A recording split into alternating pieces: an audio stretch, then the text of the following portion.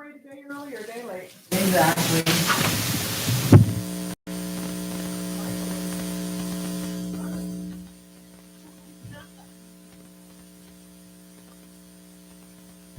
Somebody got to take care of it. Is that what it is?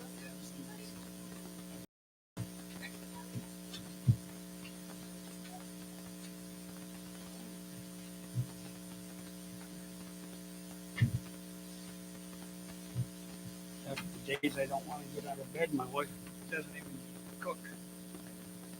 I wake up in the middle of the night starving to death.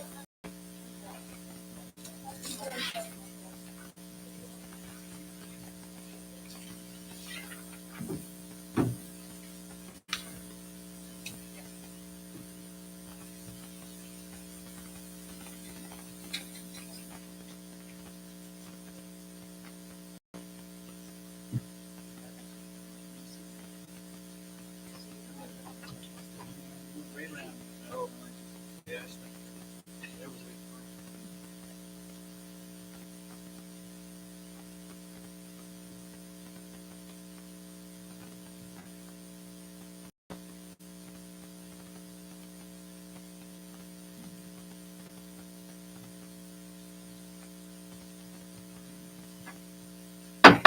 Call to order the regular council meeting for the town of Evansville. May I have roll call, please? Mayor Chad Edwards. Here. Councilmember Joe Canal. Here. Councilmember Candace Machado. Here. Councilmember Michael Scott. Here. Councilmember Kathy Staggs to be excused tonight. County Attorney Lee Scott. Here. Town Planner Scott Rodden. Here. Town Treasurer Lexi Oakson. Here. Chief of Police Mike Thompson. Fire Chief Bill Molson. Here. Public Works Director Robert Llewellyn. Here. Town Clerk Janelle Underwood and West citizens. To the flag of the United States of America. To the republic which stands one nation under God, indivisible, with liberty and justice for all. All right. Do I have a motion to approve the agenda? All those in favor? All right. Item 1, consent agenda. Approval of the regular meeting minutes for January 24th, 2022. Approval of business license for Visionary Communications and approval of the bills. I have a motion to approve the consent agenda. Second. All those in favor? Aye. Item 2, approval of site plan SP-1 and resolution number 3-2022.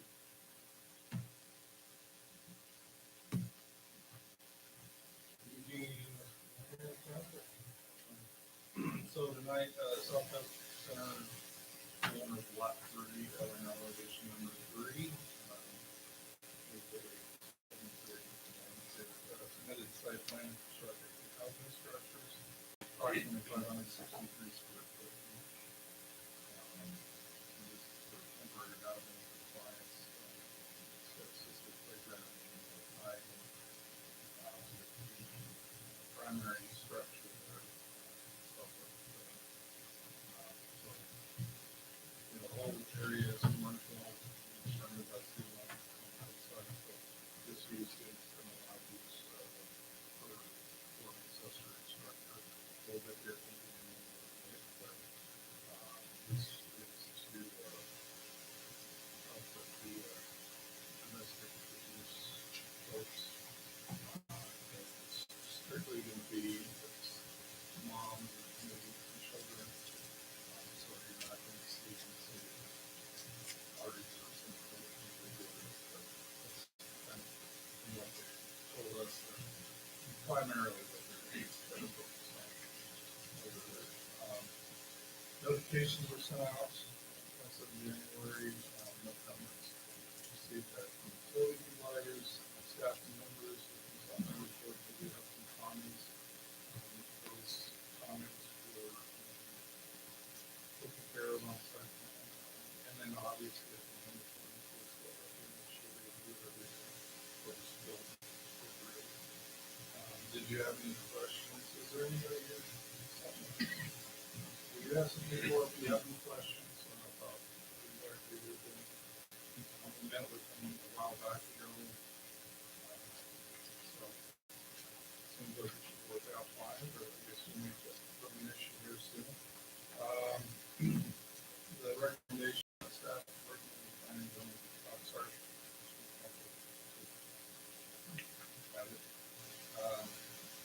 council for to do fast recommendation to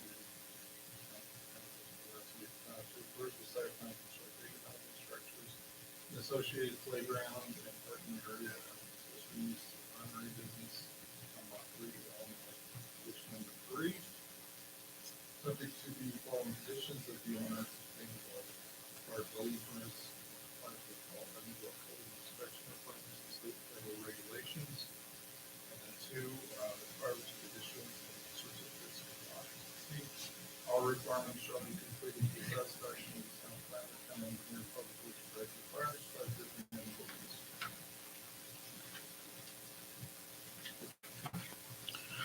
Anybody have any questions for Scott or the Self-Help Center? I know we spoke about this. I'm very much in support of the idea. In fact, if we approve this today, I'd recommend that the town waive any fees with filing or anything like that associated. You do have one thing. I wanted to ask you a question. I didn't see any fencing around, I thought there was some security fencing. Yes. Sure, I was just curious because that was one of the things that I internally thought about, if there was some people that you don't want out there in that parking lot across the street or out the shower. Super Embedded in my brain. Super 8, different things like that. In order to keep it secure on property, you can run any grass kids off the playground. Yeah, so the plan is, for phase 1, we're gonna put in 1 building, which will be 4 units, and we are going to put in a privacy fence. And then phase 2 would be the second building, which I think you guys have the plan for the second building. So initially, our plan is to build a privacy fence around the playground in unit 1, and then once we raise the funds and can expand, we'll tear down that one section of fence, put in the second building, and then put in more fencing around it, which would be down the road. Can you have CDPI add that on there? And that's fine, you can just put a phase proposed future on this, and maybe even the fence just in the legend, instead of proposed fencing. As long as it's on here, we don't have to change it. Okay. So if they show it now, and we keep that on record, and we put in for permits, we're like, oh yeah, we already approved that. Okay. Yeah, So absolutely. I just want to make that a record that we'll put that updated to show the fencing, privacy fencing, security stuff. Okay. Any other questions? All right. So I've got resolution 3-2022, a resolution within a site plan to construct 8 housing units with play area within a commercial C1 zoning district on lot 3, LNL edition number 3, town of Evansville, Latrobe County, Wyoming, brought before you tonight for approval. Do we need to add the fencing to the, Site plan. Well, I guess it's. Okay. Okay. we have a motion to approve site plan SP 1-2022 and resolution number 3-2022? Have a second? All those in favor? Motion passes. Ordinance number 1-2022, an ordinance setting the tax levy for 2022, first reading. Mr. Mayor, council brought before you tonight is ordinance 1-2022. This is an ordinance fixing the tax levy for 2022 and providing an effective date therefore brought before you tonight on first reading. Any questions about the motion or ordinance number 1? This is just continuation of the existing. Yes, it's Mill an levy. ordinance that we have to approve each year, setting that mill levy, and the mill levy is set at 8 mil, also known as the general tax, to meet the current expenses for the town. I have a motion to approve ordinance number 1-2022. Motion. Have a second? Second. All those in favor?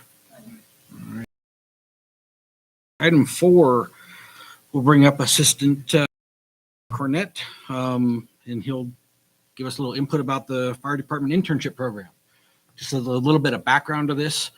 Chief Molson and Chief Cornett came to me a few months back and had this idea of a fire department internship program. Sounded like a great opportunity. We're getting some students in here able to provide them some help with their schooling and tuition. And also they get some very beneficial hands-on experience with the department. So, Chief Coran. So, Mayor and Council, I'm happy to say that we have 3 students currently. 2 of them were actually members of the department before, and they were already in school.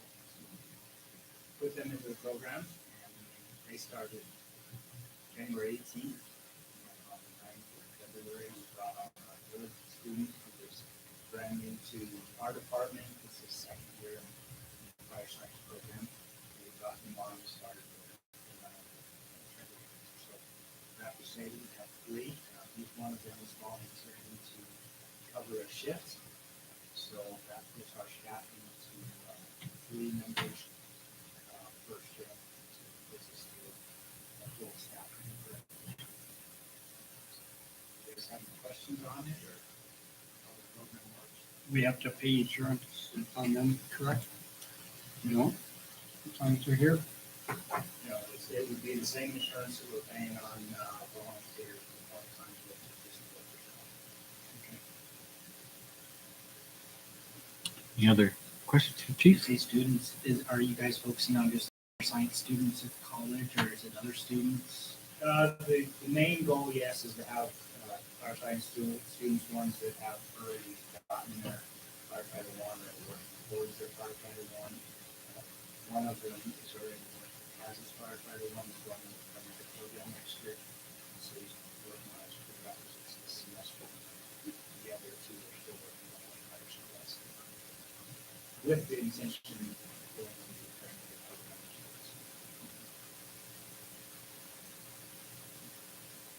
Any other questions for the chief? I would like to express on behalf of the town and council and everybody our sincere gratitude, Chief, for all the time and effort you put in on this project. I know it's been a lot of effort on your part to make this thing come to fruition, so we very much appreciate it. And I also received an email from Councilwoman Stipend today. She's not able to be here, but she wanted to pass along her gratitude to the entire fire department. Everything you guys do for us, your dedication and commitment to the town. We cannot speak enough about that. And so thank you all very much. We really appreciate it.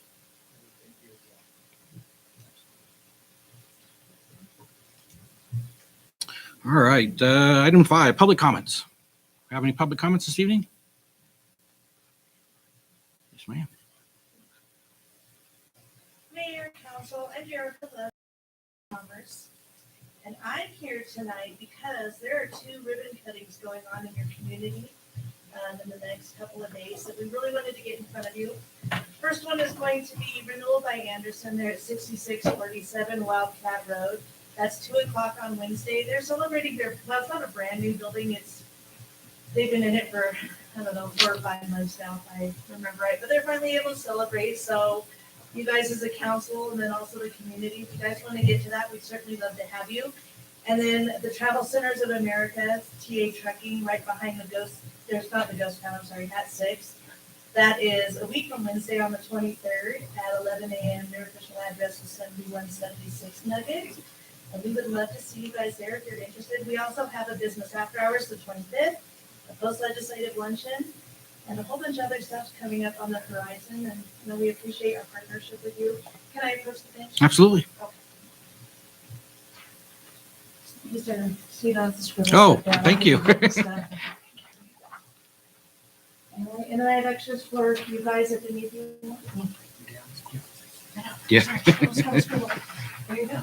Much more legible than what I wrote. Absolutely. I know. Yeah, it's fantastic, so good job, and thanks for supporting your local economy. Thank you so much. We appreciate it. All right. Do we have any other public comments? Yes, sir. Comments or requests? Same thing, Yes, sir. need some money. Well, I don't know about that one. We all. My name's Gene Williams, I live over on 353 Blackmore. And I was wondering if there was something we could do to start maybe doing some Jake break restrictions. It's very annoying. And I started this last summer, and I got about, I don't know, 25 signatures, but I'm just now getting around to coming here, so I couldn't locate the petition I got. I don't know how you guys do it. At the end of the day, I think about, wow, to come to this meeting, you know, it's a little difficult for me. So anyway, I put it off for a while, but yeah, over there, they just come raging through there, and even the speed limit, the people that work there, we're all afraid that someone's gonna get butt packed when you turn into my entryway, because they're going 40, 45 miles an hour.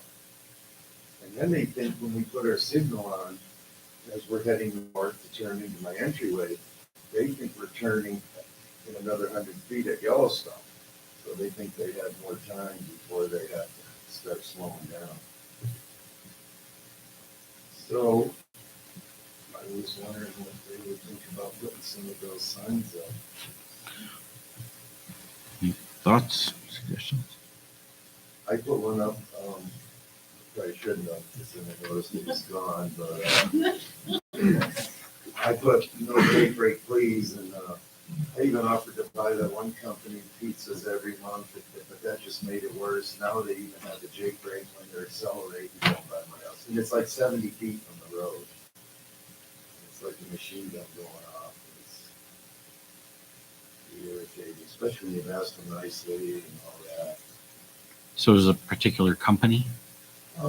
Yeah, and every once in a while, different people, once in a while McAfee, they're calling and they do it too, but I can't talk to everybody, but they're the worst at one company, because they're just raging through there. But that's how I make my living, he says. Man, I drove one of the biggest trucks Halliburton ever had, and I did fine without a Jake brake. But you know, as you're trying to, you got people moving in over here, more houses, and just, you know, like a lot of people commented on that petition saying it's just unsettling. You're outside talking. It's just, you know, it's just annoying, unsettling, disturbing, obnoxious. Well, I think we have to look into it a little bit. We can't just put up signs. We have to determine whether that's I'll help pay for one. in the ordinance. Well, I appreciate you bringing it forward, and I think as a council, we'll have to investigate that a little bit. And I don't know what there's an ordinance against Jake brakes on the books or anything like that. So that's where we'd have to Even go. people down here, Hobos and all those places, they're tired of it too. Well, we'll definitely look into it. Okay, and then I have another situation or issue. Shane's not here anymore. He just didn't have anything on for an engineering report tonight. So, but he will be We're here. talking about if the city of Casper's doing anything with their water that comes from Home Depot that eventually goes by my place and everybody else goes in the back of Stokes's. So we were wondering if they ever decided to divert some of it or increase the capacity of those retention ponds. I'm not aware. The one retention pond on the corner of Lathrop and Blackmore, it's probably silted in a good 5 feet since all that construction, and then all those parking lots are road base, so all the silt comes down in there. That's another thing we would have to look into. Okay. Yeah, so I'm just. Yep, absolutely. We'll appreciate that. I got 8 more. No, just one more. That's fine. So in these places where they have these road-based parking lots, I noticed when they plow across Blackmore. And if you drive down there, you'll see some areas of road base in the grass. And I just have a concern when those guys are mowing, that when they mow over that, it's not good for the equipment, plus it creates a danger of flying rock. And then I see Sinclair does it over here, they just push it out, and then it just makes a scar. And sometimes the mower guys say, oh crap, I don't want to mow over them rocks, so then they go around it. I don't think they should be able to plow across the street. And I could see it like when we had Snowmageddon last year, you gotta put it somewhere, but Wherever you can. yeah, but at least go back and pick up your rock. Mhm. Well, I think that's something we could look at, just taking care of a situation you may be producing. So. Yeah, it only makes sense. Yeah. You're not supposed to put the snow in the road. Do you have a fine for that here, you know? All right. Casper's $700. I'm not sure about the fine. It is on the books though, I think. Yeah. I do believe they can't put it Some in. people put it in the road and then the guys can buy it with dump trucks. If everybody did that, they need to get 50 more dump trucks. In my understanding from listening to you, they're not putting it in the road, they're pushing it past the road. Right, Correct. but then they leave little speed bumps on both sides of where they push it. Now, we do it at Texas Roadhouse, if it's a lot, I'll plow it, but I tell my guys, make sure you take any snow and leave it to the original depth of what's on that road, and you guys don't plow it. Sometimes we do that. Well, we will definitely look into it. So I hear from you tomorrow. No, sir. No, you brought some things up that are gonna take a little investigation. Well, thanks for a little levity in the meeting. Appreciate it. Do we have any other public comments this evening? Public comments? All right, do I have a motion to adjourn? All those in favor? All right, meeting adjourned at 7:21. That's it.